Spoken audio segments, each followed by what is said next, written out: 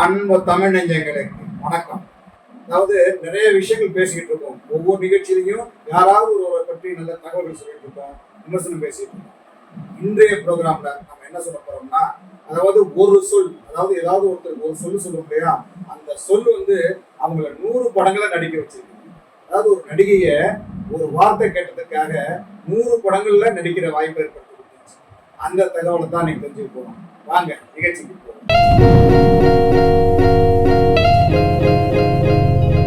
நடிகை பானுமதி அவர்கள் சினிமாவில் நடிக்கணும், பெரிய ஆளா வரணும், புகழ் பெறணும் அப்படின்னு அவங்க நினைக்கல. அவங்க சாதாரண குடும்ப பொண்ணா படிக்கணும் அப்படிங்கிற ஆர்வத்தில் இருந்தவங்க தான்.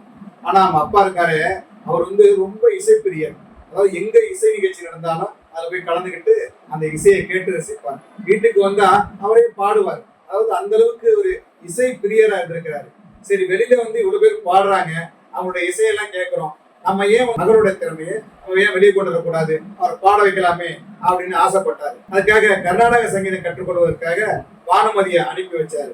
பானுமதி அவர்கள் கொஞ்ச நாள்லயே ஈஸியா கத்துக்கிட்டாங்க. பானுமதியோட பாடலை, அந்த இசையை கேட்கறதுக்கு மயங்காதவர்களே இல்லை. அந்த அளவுக்கு அவருடைய குரலோடம் இருந்துச்சு. ஒரு முறை பானுமதியோட அப்பா பொம்மராஜி வெங்கட சுப்பையா அவர் என்ன பண்ணாருன்னா, ஒரு இசை நிகழ்ச்சிக்கு ஏற்பாடு பண்ணிட்டாரு. மகள் பாடணும், எல்லாரும் கேட்கணும் அப்படின்னு சொல்லி நிறைய விஐபிகள் எல்லாம் கூப்பிட்டுருந்தாரு. அந்த நிகழ்ச்சியில திரைப்பட இயக்குனர் புள்ளையா, சி புள்ளையா இருக்கார் இல்லையா, அவரும் கலந்துகிட்டாரு. அதாவது அவருடைய இசையை கேட்டாரு, பானுமதியோட பாடல்கள் கேட்டாரு, எல்லாரையும் போல அவரும் ரசிச்சாரு. ரசிச்சு கேட்டதோட மட்டும் இல்லாம அவர்கிட்ட கேட்டாரு, அதாவது சுப்பையா கிட்ட கேட்டாரு, உங்க மகள் பாடுறது இந்த 100-50 பேர் பார்த்தா மட்டும் போதுமா, உலகமெல்லாம் பார்க்க வேண்டாமா, அடுத்து நான் ஒரு படம் எடுக்கிறேன், அந்த படத்துல அவங்க பாடட்டும், அந்த பாடல் அதாவது உலகம் முழுக்க போய் சேரும், அது அவங்க நடிச்சாங்கன்னா இன்னும் ஃபேமஸ் ஆவாங்க, என்ன சொல்றீங்க அப்படின்னு கேட்கிறாரு. என் பொண்ணு பாடுறத நான் கேட்டா போதும், இந்த ஊர் கேட்டா போதும், சினிமாவில் நமக்கு சரிபட்டு வராது. அதாவது சினிமால கட்டி பிடிப்பாங்க, தொட்டு நடிப்பாங்க, இதெல்லாம் நம்ம குடும்பத்துக்கு ஆகாது அப்படின்னு சொல்லி அவர் வேணான்னு சொல்லிட்டாரு.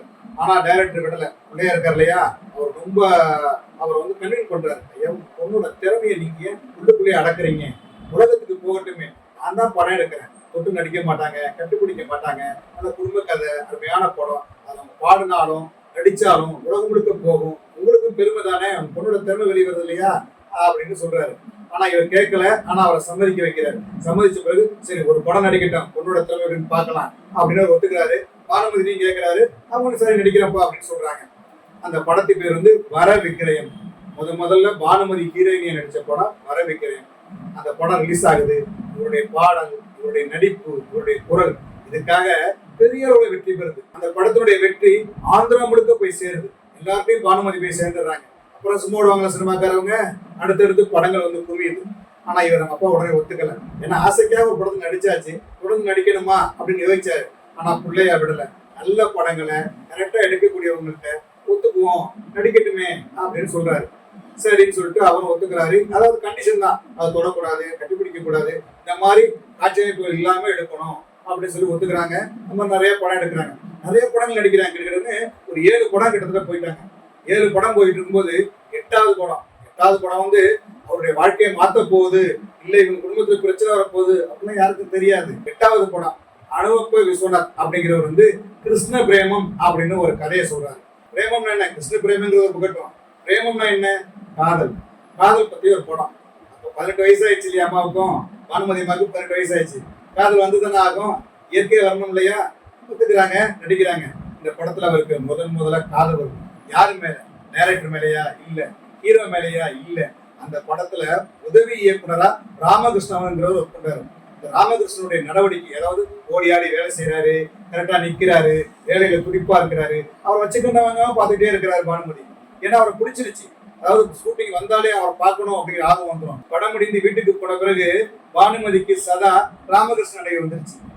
இது எப்படி சொல்றது, சரி சகோதரிகிட்ட சொன்னாங்க, இந்த மாதிரி நான் அவரை விரும்புறேன், ரொம்ப பிடிச்சிருக்குது, அவர் கல்யாணம் பண்ணிக்கணும்னு ஆசையா இருக்குது, அப்பா கிட்ட எப்படி சொல்றதுன்னு தெரியல அப்படின்னு சொல்றாங்க.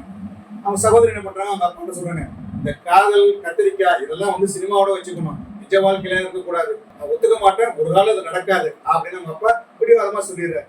சொல்லிட்டு சொந்தத்துல மாப்பிள்ளை தேட ஆரம்பிச்சாங்க. பொண்ணு காதல் வந்துருச்சு, இனிமே விட்டா சரி வராது அப்படின்னு சொல்லிட்டு கல்யாணத்துக்கு ஏற்பாடு பண்றதுக்காக ஒரு மாப்பிள்ளை பார்க்க ஆரம்பிக்கிறாரு. நிறைய வரங்கள் பாக்குறாரு. ஆனா பானுமதி பிடிவாதமா இருக்காங்க. நான் அவரை தான் கல்யாணம் பண்ணிப்பேன், முடிஞ்சா கட்டி வைங்க, இல்லைன்னா நான் கல்யாணம் பண்ணிக்க மாட்டேன் அப்படின்னு வந்து பிடிவாதமா இருக்கிறாரு. அது மாதிரி பானுமதியும் வந்து பிடிவாதக்காரர், நம்ம அப்பா மாதிரியே ஒரு பிடிவாதக்காரர். ஆனா அவங்க அப்பா என்ன பண்றாருனாக்க ஒரு மனசு இறங்குறாரு. மனசு இறங்கி சரி அந்த கூப்பிடியா அவளை அப்படின்னு சொல்றாங்க. இவர் ஒரு அசிஸ்டன்ட் டைரக்டர், இவருக்கு என்ன தெரியும் பானுமதியோட அப்பா கூப்பிடுறாரு அப்படின்னா என்ன எதுவும் தெரியல, ஏதோ படவாய்ப்பு வந்து இருக்குதோ அப்படின்னு டவுட்ல தான் வர்றாரு. ஏன்னா பொறுப்பற்ற நடிகை பானுமதி.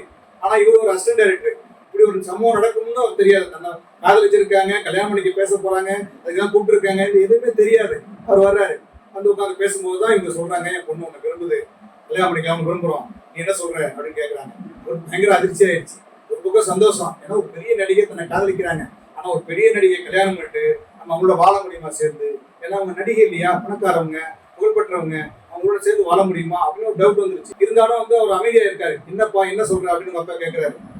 கல்யாணம் பண்ணிக்க ஓகே தாங்க, ஆனா அந்த நடிக்கிறதெல்லாம் கல்யாணத்துக்கு பிறகு வேண்டாம், ஏன்னா அவங்க எனக்கு மனைவியா இருக்கணும், எனக்கு சமைச்சு போடணும், இருந்தாதான் எனக்கு பிடிக்கும் அப்படின்னு சொல்லி அவருடைய எண்ணத்தை சொல்லிடுறாரு. ரெண்டாவது கச்சேரி பாடுறது இதுக்கு கூட போக கூடாது, எனக்கு என் மனைவி எனக்காகவே காத்திருக்கணும், எனக்காகவே இருக்கணும் அப்படின்னு சொல்றாரு. இதை கேட்டதும் சூப்பர் கோவம் வந்துருது. காமியா முதல்ல என் பொண்ணை வந்து நடிக்க கூடாதுன்னு சொல்றது ஓகே, இப்படி பாடக்கூடாதுன்னு சொன்னேன். என் பொண்ணை வந்து பாடின எப்படி இருக்குன்னு கேட்கறதுக்கு அந்த குரலையை நான் தடுத்து பாக்குறேன், இந்த கல்யாணம் வேணாம் போயா அப்படின்னு சொல்லி கட்டு விட்டுறாரு. வந்தாரு ராமகிருஷ்ணன். வந்த பிறகு பானுமதி பேசினா பானுமதி கோவப்படும். நீங்க என்ன கல்யாணத்துக்கு சேர்த்து வைப்பீங்கன்னு பாத்தீங்கன்னா பிரிச்சு விட்டீங்களே, அது எனக்கு சரிப்படல அப்படின்னு சொல்லி கோவமாடுறாங்க, சாப்பிட மாட்டேங்கிறாங்க. இதே மாதிரிதான் மறுபடியும் பிரச்சனை, மறுபடியும் போராட்டம். பல மாசங்கள் போகுது, அவங்க நடிக்கவும் போகல, அவங்க சந்திக்கவும் முடியல, அவருடைய நினைவு ஜாஸ்தியா இருக்குது. என்ன பண்றது, வேற வழி இல்லை. உடனே என்ன பண்றாரு, போய் சந்திக்கிறாரு. ராமகிருஷ்ணன் சொல்றாரு, உங்க விருப்பப்படியே நான் வாழ்றேன், உங்களுக்கு துணையே வாழ்றேன், ஆனா எங்க வீட்டை இழுத்து தான் வர வேண்டியா இருக்கும், ஓகேவான்னு கேட்கிறாரு. சரின்னு சொல்றாரு அவரு. பானுமதி நல்ல வாழ்க்கை, அதாவது சிறப்பான பணக்கார வாழ்க்கை வாழ்ந்தாங்க. இப்போ வந்து ஒரு அசிஸ்டன்ட் டைரக்டர் கல்யாணம் இருக்காங்க, இனிமே அவர் கூட தானே வாழணும். முதல் முறையா கணவரோட ஒரு ஓட குடிசையில அவருடைய வாழ்க்கையை ஸ்டார்ட் பண்ணாங்க. கணவருக்காக காத்திருக்கிறது, அவருக்காக சுவையா உணவு செஞ்சு கொடுக்குறது. ஏன்னா அவர் அசிஸ்டன்ட் டைரக்டர் வெளியே போனாலும் நைட் தான் வருவார், டெய்லி வந்து அவருக்காக காத்திருக்கிறது. இப்படி அவங்க வாழ்க்கை போணுச்சு. அதாவது அந்த வாழ்க்கையினுடைய அர்த்தமா பரணி, அதாவது அவருடைய மகன் பிறந்தார். ஒரு சந்தோஷமான செய்தி இல்லையா? ரெண்டு குடும்பத்தையும் வந்து பார்க்கல, இருந்தாலும் கணவனை நேசிச்சு கணவருக்காக நடிப்பதெல்லாம் மறந்துட்டு வீட்டோட இருந்தாரு. ஏன்னா அது அவருக்கு பிடிச்சிருந்துச்சு. இயல்பிலேயே கணவர் மேல அவ்வளவு பாசம், ஏன்னா காதலிச்சவர் இல்லையா, அதனால இவர் காதலிச்சாரு. அதே மாதிரி அவருக்காகவே வாழ்க்கை நடத்திக்கிட்டு இருந்தார். இவங்களுடைய கல்யாண வாழ்க்கை ஒரு பக்கம் சந்தோஷமா இருந்தாலும், இன்னொரு பக்கம் அதாவது நாகிரெட்டி இருக்கார் இல்லையா, வாகினி ஸ்டுடியோ உரிமையாளர், அவருடைய அண்ணன் BN ரெட்டி, அவர் ஒரு படம் டைரக்ட் பண்றாரு. அந்த படத்துக்கு பேர் சொர்க்க சினிமா.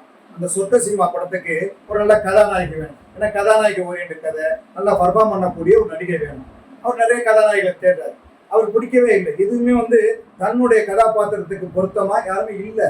அதனால ரொம்ப அலையிறாரு, தேடுறாரு. கடைசியில் என்ன பண்றாருனாக்க சரி பானுமதியை கேட்கலாம் அப்படின்னு ஆள் அனுப்புறாங்க. பானுமதி சொல்றாங்க எனக்கு விருப்பம் இல்லைன்னு சொல்லி, ஏன்னா கணவருக்கு நடிக்கிறது விருப்பம் இல்லை, அதனால இவங்களுக்கு விருப்பம் இல்லை. அதாவது இவங்க நடிக்க ஆசை இருந்தா கூட கணவருடைய எண்ணத்தை ஒத்து போறதுனால அவங்க வந்து நடிக்கிறதுக்கு விருப்பம் இல்லைன்னு சொல்லிடுறாங்க. சரி சொல்லிட்டு மறுபடியும் கதாநாயகி தேடுறாங்க. 3 மாசமா கதாநாயகி தேடி கிடைக்கலன்னாலும் அவர் கோவம் வந்துருது. ஒரு நாள் போன் பண்ணாரு. யாருக்கு போன் பண்ணாரு? ஒரு அசிஸ்டன்ட் டைரக்டர் இருக்கார் இல்லையா, வேலை பார்க்கறாரு இல்லையா ராமகிருஷ்ணன், அவருக்கு போன் பண்றாரு. போன் பண்ணி ஏப்பா உனக்கு என்னப்பா பிரச்சனை, அந்த பொண்ணு நடிக்கிறதுல பானுமதி திறமையான நடிகை, அவருடைய திறமையை வீட்டுக்குள்ளேயே போட்டு பூட்டி வைக்கிறியே, இது நியாயமா? நானும் 3-4 முறை பேசி பார்த்துட்டேன், அது நடிக்க மாட்டேன்னு சொல்றது. ஒரு திறமையான பொண்ணை அடக்கி வைக்கிற, அதாவது அவங்க நடிக்க வர்றதுல உனக்கு என்னப்பா பிரச்சனை அப்படின்னு கேட்கிறாரு. உனக்கு ஏதோ தாழ்வு மனப்பான்மை இருக்குது, அதனாலதான் உங்க இப்ப நடிக்க விட மாட்டேங்கிற. BN ரெட்டி கோவமா பேசிட்டு போனை வச்சுட்டாரு. என்னடா அது இப்படி பேசிட்டாரு, என்ன பண்றது அவனோட மனசு கேட்கல. சரி அன்னைக்கு நைட்டு வீட்டுக்கு போனா இல்லையா, மனைவி கூப்பிட்டு கேட்டாரு நடிக்கிறதுக்கு ஆர்வம் இருக்கா அப்படின்னு சொல்லி. பானுமதி சொன்னாங்க உங்களுக்கு விருப்பம் இல்லை, அதனால எனக்கு விருப்பம் இல்லை, அதை பத்தி ஏன் பேசுறீங்க அப்படின்னு கேட்டாங்க. இல்ல BN ரெட்டி வந்து நீ நடிச்சாதான் நல்லா இருக்குன்னு சொல்றாரு, நீ நடிங்க அப்படின்னு கேட்கிறாரு.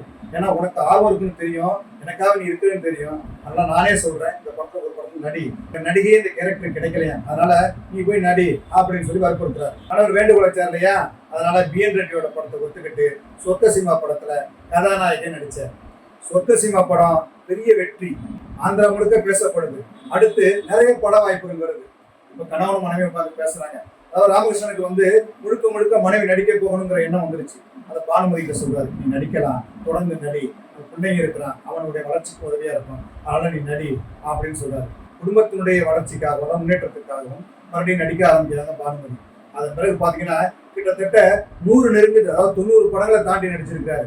அதாவது ஒரு கேள்விதான் கேட்டாரு யாரு, BN ரெட்டி, ஏயா உனக்கு என்ன தாழ்வு மனப்பான்மை அப்படின்னு கேட்டார் இல்லையா, அந்த ஒத்த கேள்வி அவர் 100 படம் நடிக்கிற அளவுக்கு அதாவது வாய்ப்புகளை ஏற்படுத்தி கொடுத்துருக்கு. இதுதானங்க வளர்ச்சி, இதுதானங்க முன்னேற்றம். திறமையை வீட்டுக்குள்ளே வச்சுக்க முடியுமா? திறமை உள்ளவங்க வெளியே வருவாங்க, அவங்களுடைய திறமையை வெளிப்படுத்ததான் செய்வாங்க.